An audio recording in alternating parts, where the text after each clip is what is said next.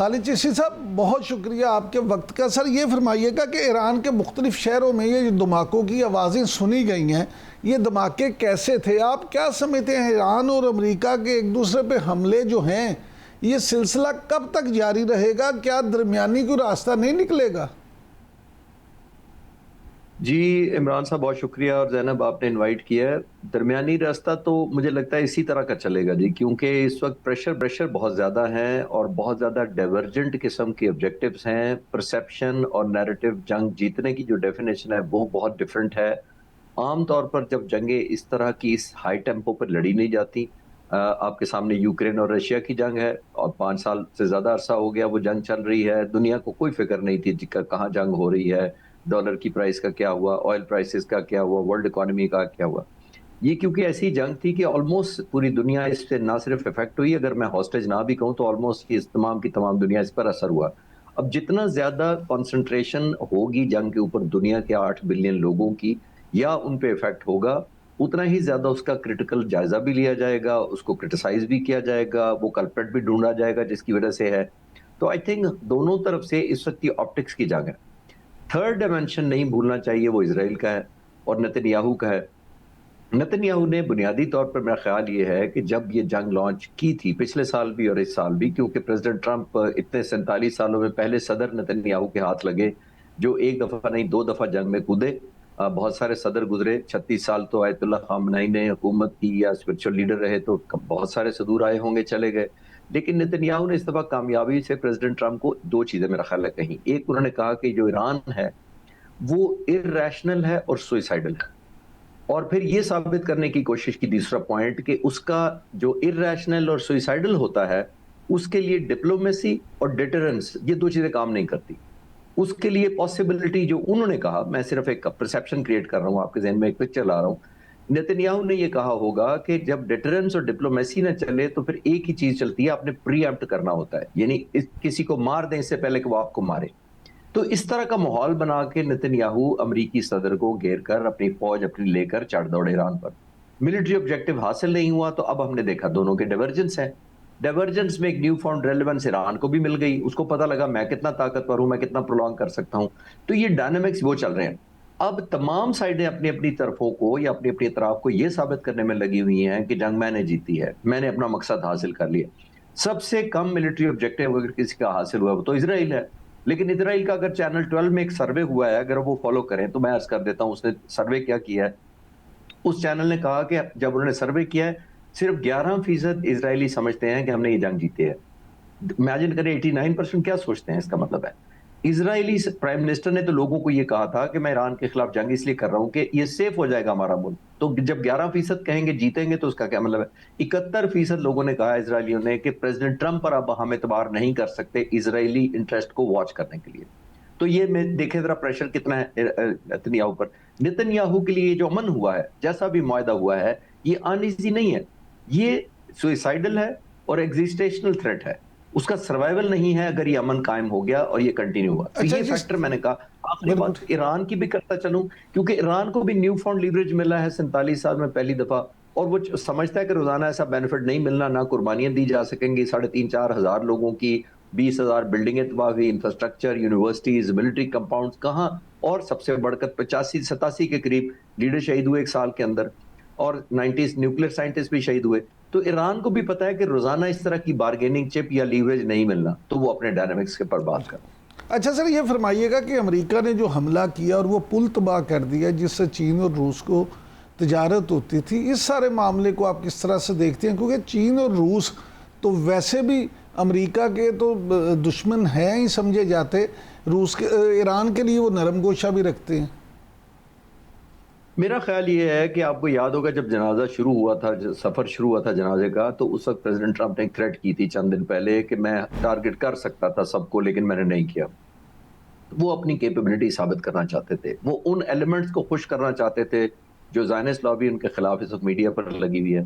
ایک پل تباہ کرنے سے ٹریڈ نہیں رکتے، لیکن مجھے لگتا ہے کہ انہوں نے ایک قسم کی مینیفیسٹیشن دکھائی ہے ایران کے اس حملوں کے خلاف جو ایران نے بحری جہازوں پر کیے ہیں. پریزیڈنٹ ٹرمپ یہ دکھانا چاہتے تھے کہ میں پوزیشن آف ویکنس سے معاہدہ نہیں کر رہا، اور جو ٹیکنیکل ٹیمیں مذاکرات کر رہی ہیں یہ کنٹینیو کریں گے ہم آنے والے وقتوں میں. وہ میرا کمپرومائزڈ پوزیشن نہیں ہوگی, میری اپر ایج ہوگا, میرا پوزیشن آف اسٹرینتھ سے میں کروں گا. تو انہوں نے اپنی ریچ کیپیبلٹی دکھائی ہے اسٹینڈ لون, لیکن میں اس کو ابھی تک اس طرح نہیں لے رہا کہ پوری جنگ کو شروع ہونے کی طرف لے جائے گا. یہ اپ اینڈ ڈاؤن چلتے رہیں گے, کیونکہ انفارچونیٹلی جیسے میں نے شروع میں عرض کیا کہ یہ آپٹکس, نیریٹو اور پرسیپشن کی جنگ ہے جو یہ کریٹ کرنا چاہتے ہیں ملک اپنے اپنے, اسرائیل, امریکہ, ایران, اپنے اپنے ملکوں کے لوگوں کے لیے, اپنے اپنے مخالفین کے لیے یہ بتانا چاہتے ہیں کہ ہم جنگ یہ جیتی ہے. تو اسی میں اپس اینڈ ڈاؤنز ہوتے ہیں, یہ اکا دکا آتے رہیں گے, پھر ان کول ڈاؤن پیریڈ ہوگا, پھر اسکلیٹ ہوگی. ابھی لگتا ہے اور ٹائم یہ جو 60 دن کا وہ تو آلموسٹ آدھا گزرنے والا ہے, وہ اور ایکسٹینڈ ہوتا دیکھ رہا ہوں میں. اچھا سر, یہ فرمائیے گا کہ ایرانی وزیر خارجہ عباس عراقچی نے جو ٹیلی فونک رابطہ کیا ہے field marshal general Asim Munir سے, تو آپ کیا سمجھتے ہیں کہ یہ جو فون ہے, کیا اس پہ کچھ تو گلے شکوے ہوئے ہوں گے امریکہ کے حوالے سے, تو کیا مذاکرات کے ڈیولپمنٹ کے حوالے سے بھی کوئی گفتگو ہوئی ہوگی؟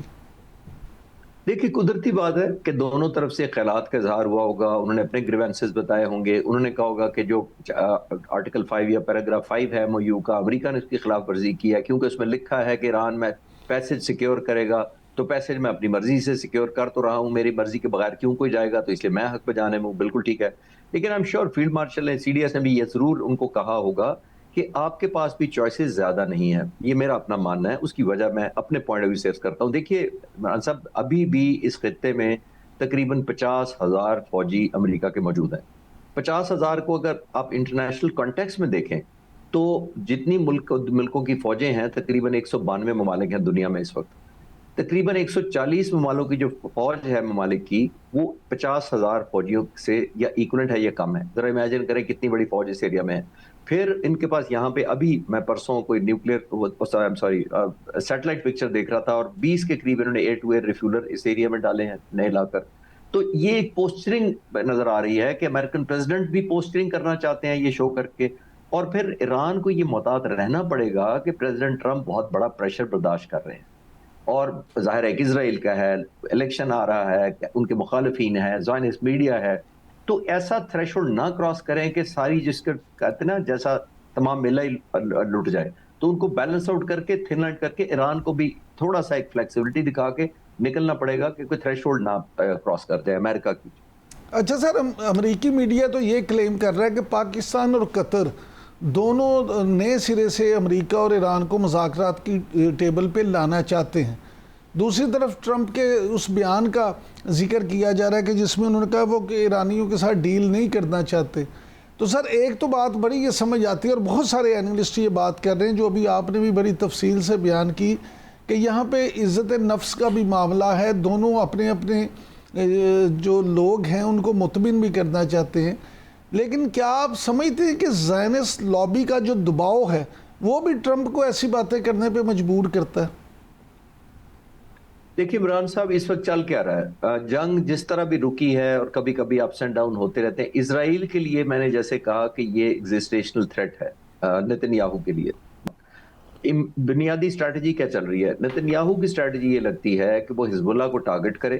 اس کو پتا ہے کہ یہ جو ایم او یو سائن ہوا ہے اس کے پہلے پیرے میں 3 جگہ لبنان کا ذکر ہے, اور جب لبنان کا ذکر ہے تو ظاہر ہے حزب اللہ کا ذکر ہے, جس کا مطلب یہ ہے کہ اس کی سینسٹیوٹی ایران کو کی جو ہے وہ نتن یاہو کو پتا ہے کہ وہ ہے حزب اللہ. وہ حزب اللہ کو ٹارگٹ اس لیے کرنا چاہتا ہے کہ ایران جنگ میں ڈریگ ہو جائے, آل آؤٹ جنگ میں, اور نتن یاہو یہ سمجھتا ہے کہ جب یہ ڈریگ ہو جائے گا جنگ میں آل آؤٹ اور میرے ساتھ کانفلکٹ ایسکلیٹ کر جائے گا, تو پھر امریکہ کا صدر میرے حق میں فیصلہ کر کے میرے حق میں جنگ میں کود پڑے گا. ہونا یہاں یہ چاہیے کہ پریزیڈنٹ ٹرمپ نے ابھی تک, دیکھیے نتن یاہو کو جب بھی کال دی ہے وہ ریئیکٹیو کال دی ہے. ریئیکٹیو میں اس کو کہہ رہا ہوں کہ بہت اچھا نہیں ہوا, مجھے پسند نہیں آیا حملہ کرنا, یہ نتن یاہو کو نہیں کرنا چاہیے تھا, یعنی یہ ریئیکشنری کالیں ہیں. پریمپٹیو کال دینی پڑے گی نتن یاہو کو کہ اگر تم نے اس کو ایسکلیٹ کیا تو میں تمہاری مدد کو نہیں آؤں گا. جتنا زیادہ نتن یاہو کو عمران صاحب یقین ہوگا کہ امریکہ نہیں آئے گا, اتنا ہی زیادہ شرارت کم ہو جائے گی اس ایریا میں.